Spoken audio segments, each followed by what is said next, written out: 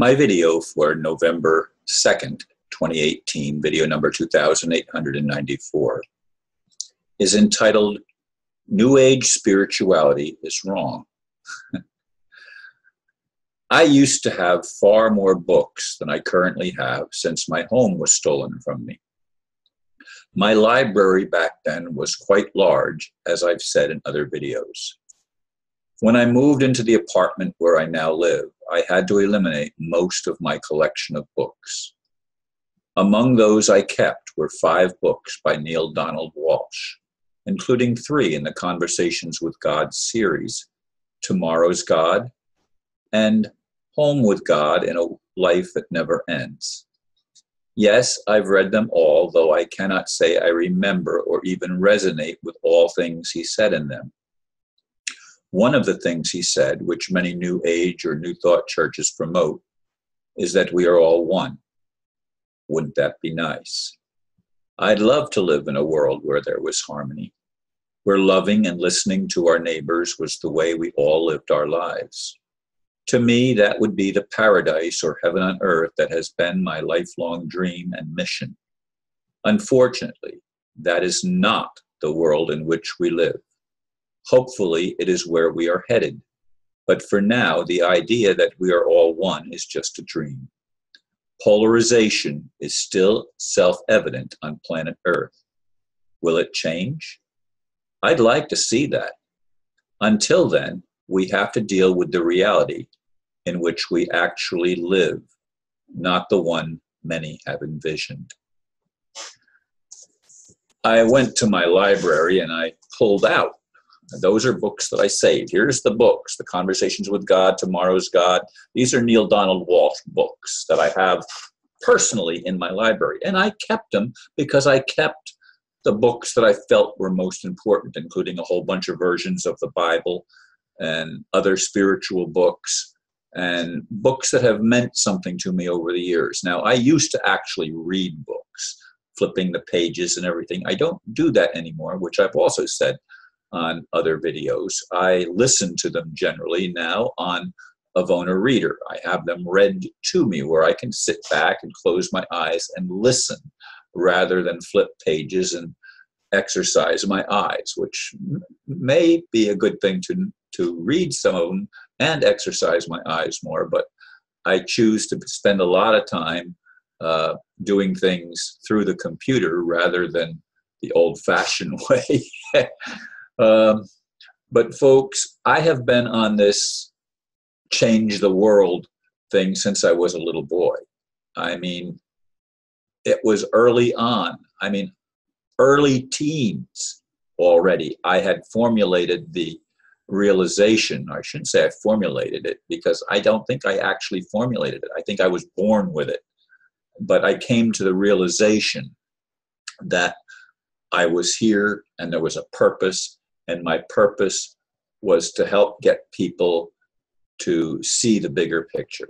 And of course, over the years, that picture has been fine-tuned in my mind and changed somewhat to accept the realities. Now, I went on this New Age thing. I mean, I was part of the science of mind and unity and the New Thought churches. I was very much part of the metaphysical community that is generally adopted in those churches, and looking at things that fundamentalists and evangelicals shun, because to me, the fundamentalists and evangelicals are agents of separation.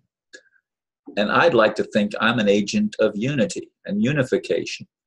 And I'd like to see God actually take responsibility and help us become empowered so that we can bring about a new world that actually works for everyone's benefit, where we actually listen to each other, where we actually have dialogue, where we actually look at issues that come up and we try to find the most equitable and beneficial solutions that will give everyone a win-win situation. Folks, we don't live on that planet. We don't live in that world. That's not what we as humans experience. And we are called on, as I see it, to be lights in the darkness of this world.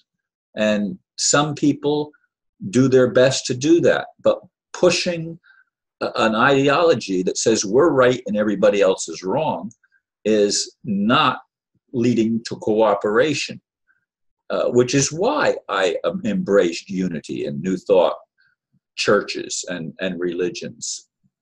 I embraced them wholeheartedly. But I look at some of the things that Donald Walsh said in a recent video that I watched, and he said, again, he emphasized that we are all one. We all come from the same thing. And that may sound really nice, and it is really nice, but it's not the reality that we have to deal with.